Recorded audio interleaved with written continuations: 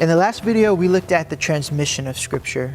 And we were trying to answer the question, how do I know that the Bible as I have it now is the same as the Bible that the early church was reading? How do I know that the Bible stayed true to the original copies? Today I want to look at what we do with all these English translations. So we've concluded that the transmission went well, but what do I do with the fact that there seem to be numerous translations in my own language? And I think it's best to understand these translations on a spectrum. So if I'm looking at the spectrum, on my far left I have what's called a literal translation, or sometimes you hear it called the formal equivalent translation. And the goal of these is to have a word-for-word translation. That means that they want to have equivalent word ordering, grammatical structure, and idioms that stay true to the Greek and Hebrew as it was first written.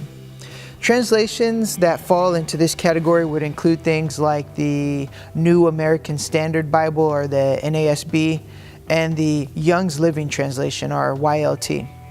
Now, as I move on the spectrum, I'm going to come across what is known as the dynamic equivalent. And this translation seeks to find a balance between staying true to the original text while also rendering it in a more natural diction and syntax for us, the contemporary reader.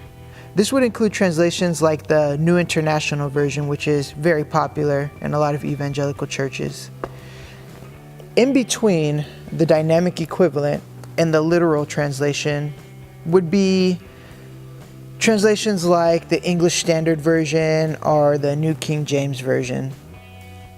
And then as we move all the way to the right, we have what are known as paraphrases. And these seek to give a thought-for-thought correspondence with the original text instead of a word-for-word match.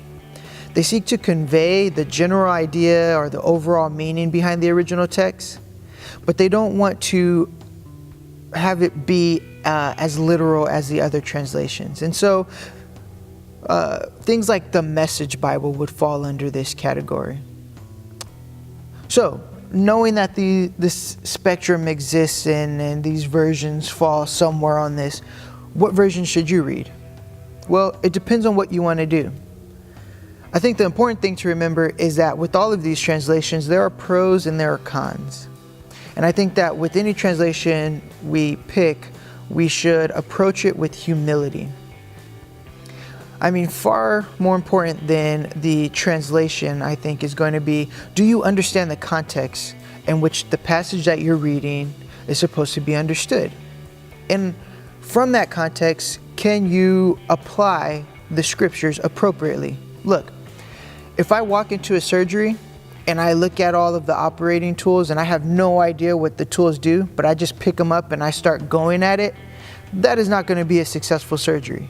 I need to understand the context in which these tools are supposed to be used. I need to understand how the tools are to be used if I'm going to apply them appropriately. And the same thing is true with any translation that you read. And most importantly, we need to invite the Spirit into our reading. Because it's when we invite the Spirit into our reading, it's when we read with God and we sit and we wait and we listen for His response, that the scriptures really come alive for us. This is Ian Peebles with CNN News signing off. I paused on purpose because I know you'll cut it.